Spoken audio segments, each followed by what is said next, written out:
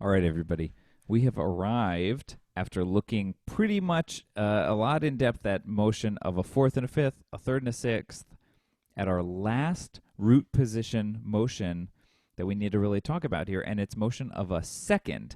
So really, because of inversions, with fourths being the same as fifths, thirds being the same as sixths, and so on, there's actually only three categories that we really need to look at. And so here we are, looking at seconds. So let's dive right in and figure out the last piece of this root position part writing puzzle. Okay, so root movement of a second is super unique, especially, compared to the real focus we put on motion of a fourth and a third, in that there are no common tones, right? So if we think about a G major triad, G, B, D, and an A minor triad, A, C, E, because the chords are right next to each other, there's no common tone. So that means every note in the chord has to move, which is sort of the thing that we've been trying to avoid with a lot of these techniques, especially the common tone technique. It's been so important to have one voice at least staying really steady, making sure that the other voices that do need to move can go smoothly around it. Here, though, we have absolutely every note needing to sort of go somewhere new. And so this is where we are the most susceptible to parallel fifths and octaves. With motion of a fourth, for instance, we could have parallel fifths fairly easily. Not fairly easily, but we could run into them. And they would be fairly noticeable, because we said it often is going to involve a pretty significant jump. And so even if if we do it, we can notice it, because musically that line is going to feel kind of disjointed by being so jumpy. But also, it should stand out on the page, because all of a sudden this one line has this super jagged type of element. Here, though, nobody actually has to move that far. So it's really easy to have parallel fifths or even parallel octaves in there without really noticing it, because it's not going to jump off the page, and it's still going to be a smooth, singable line. But that's why we have to be careful. So we need to make sure that we're keeping that in mind. And so our main technique here, this is actually fairly similar to when we've used similar motion before, but our main technique is that the upper three voices, meaning soprano, alto, tenor, right? Again, anytime we're talking upper three voices, it just means not the bass. So these upper three voices are going to move contrary to the bass. So if the bass is going upwards, these voices need to move downwards. If the bass is moving downwards, these other three voices would go upwards. So contrary motion to the bass to the nearest chord tone in the next chord. So you should see that similarity to when we've used similar motion before. And the outcome is going to be that two voices move stepwise and one does a skip of a third, but no one needs to move any farther than that. So if you're doing root movement of a second and you realize that you have a voice jumping a fifth or jumping a fourth or something, that's definitely too jumpy, and you could have gone to a more nearby note. It could have been more smooth. So let's sort of just look at some examples here. If we're in C major, right,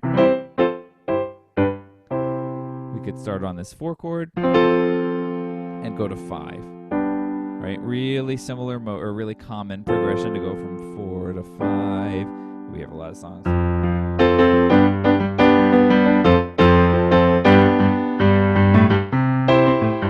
Right, that kind of thing. Gotta love it. So 4 going to 5. So let's investigate how the voices are moving. So we can see the bass is going upwards from Fa to Sol, F, G. So the other three voices all move in similar motion downwards to the nearest chord tone. And that's what makes it so that we can avoid these parallel fifths and octaves. Let's look. So the basses and the tenors, we've got F to C. Why did I choose to sing it up there? Who knows?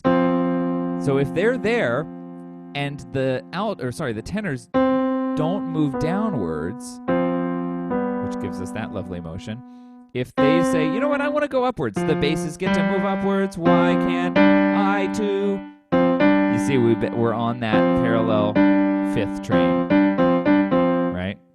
So, same idea. Look at the altos. The altos are on F. That's an octave. And so the fact that they move downwards means that we go from an octave to a fifth, which is fine and dandy. If the alto said, I want to go upwards. Oh, we're back with our parallel octaves. And remember, parallel octaves are the clearest picture of where it really doesn't sound like there are two distinct lines happening. It sounds like it's just one line at the octave. So it's really important that the altos in this case move downwards, with their other friends, so that they're not just singing the bass line an octave higher, right?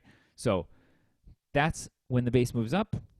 If the bass is moving downwards, from A to G, from a 6 chord to a 5 chord, right? They move downwards. Everybody moves up. Everybody moves up. Everybody moves up, right? So we've got this cool contrary motion where the chord is moving down, but everybody else is going upwards. So that contrary motion. And again, let's just look at the sopranos. They're on A. They have the doubled root. If they went downwards, our melody and our bass line would be the same, right? Think about, like, let's say the bass line to Billie Jean. Right?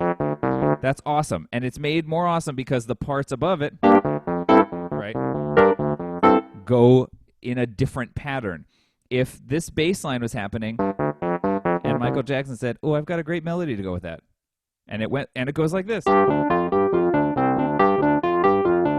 Right? We don't want the melody and the bass line to be the same thing.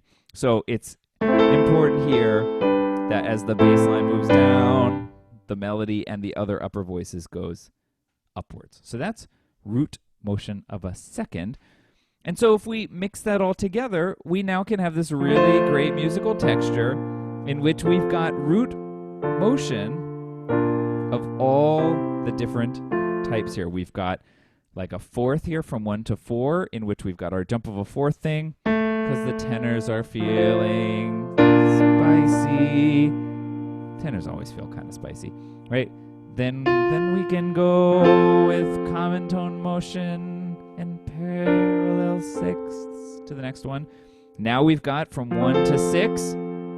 What root motion is that? 1 to 6. It's of a third. So we've got these two common tones. Again, we've got another motion of a third from 6 to 4. So the two inner voices here, D and F, are staying put, right? Then here we go, 4 to 5. 4, 5, stepwise motion. So the bass goes up.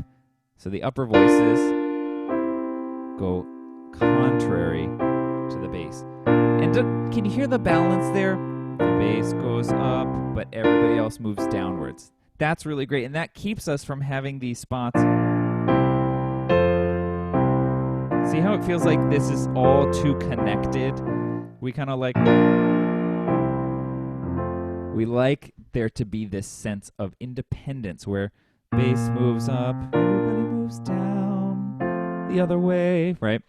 And then last thing to point out, from our 5 chord to our 1 chord, what's missing here?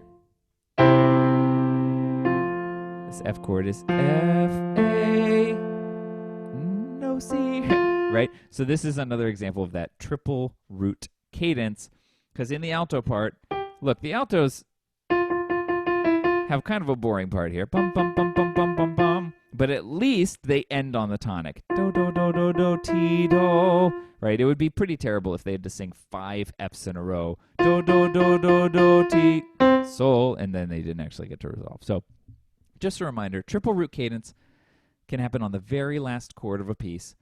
We have 3 roots and a third. We do not have 3 roots and a fifth, because that would really disrupt the balance, right? This would sound, the whole thing sounds so lush, all the voices move so nicely in relationship to one another, and then this ending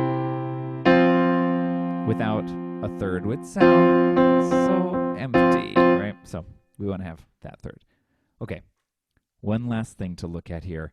It's an important, I don't know if exception is the, we'll talk exception voice leading wise, but important technique here. So we want to look here at motion from the 5 chord to the 6 chord, which has a special name.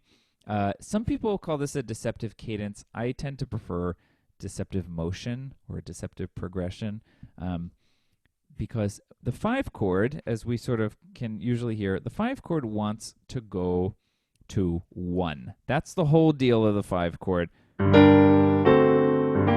If I'm on my 5 chord, it wants to resolve to 1. I decided to give you a spicy chord, but it wants to go to 1. Deceptive motion is where it goes to 6 instead. We could be in this whole progression and think we know where it's going, but be deceived, right? The motion to 6 surprises us. And so what we're going to find is that this is the first instance, other than the triple root cadence, which kind of doesn't count, but the first instance where in the flow of the music, we want to change the doubling that we use. So rather than doubling the root, we're going to double the third of the 6 chord. So if we're in G, going to that 6 chord from 5 to 6, we're going to double the third of the chord, not the root. And let's look at why. So if we're in G major here, in this first example, we're on a 5 chord, and we're going to 6, right? And you can see that in this 6th chord, which is E minor, we've got E in the bass, B in the tenor, and the altos and sopranos are both singing G. They're doubling the third of the chord. It's an E, G, B chord. Now, we can see, I mentioned above, that the leading tone resolves. That's the real key here, because if you're singing the alto part, you think you've been put on this earth to resolve T, Do. And that's kind of the beauty, is that we can have a melody which resolves. The melody or the line F sharp resolves to G. But the chord doesn't quite get there. And we have this in a lot of instances where you'll have sort of music.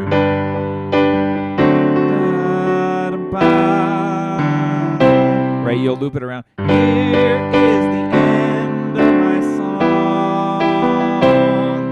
For real this time, it's the end of my song.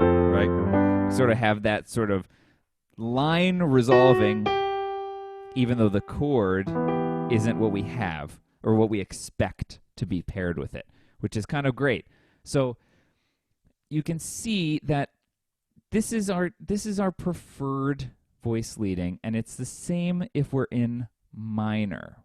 And it's really preferred in minor. And so no matter what key you're in, major or minor, if you go from 5 to 6, you want to resolve the leading tone in deceptive motion.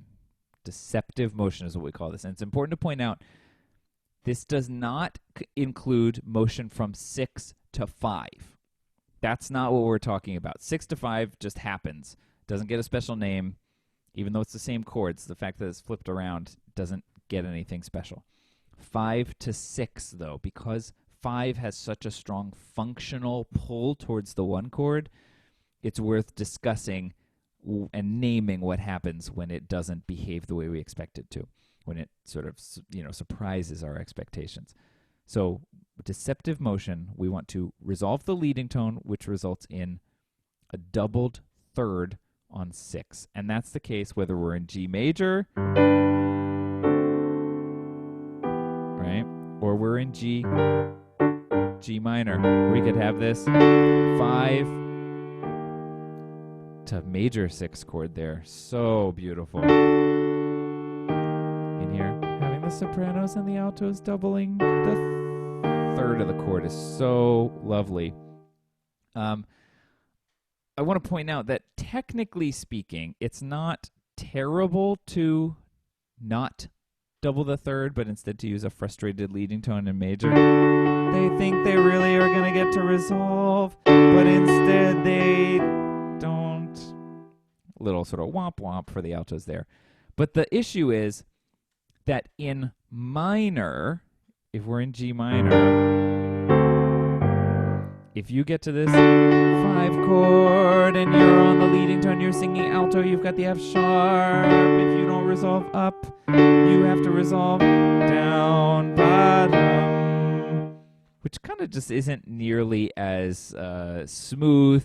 It doesn't marry the uniqueness of the chord progression with a really strong resolved melody, which is kind of a missed opportunity. So even though technically in a major key we can get away with not doubling the third, I would recommend, it's easier to just remember one thing, and I think it sounds more smooth and musical. Anyway, so on Deceptive Motion, 5 to 6 in both major keys and minor keys, you should double the third of the 6 chord, not the root. Double the third. It resolves the leading tone, which sort of plays into that deceptive thing, because the melody or the line resolves while the chord doesn't. So we have sort of two natures going on, which is really exciting. And it avoids some pretty wonky augmented second in the voice leading. So that's motion of a second. Mostly we just want to move in contrary motion against the bass to the nearest chord tone, and then we have to pay special attention to the unique aspect of deceptive motion from 5 to 6.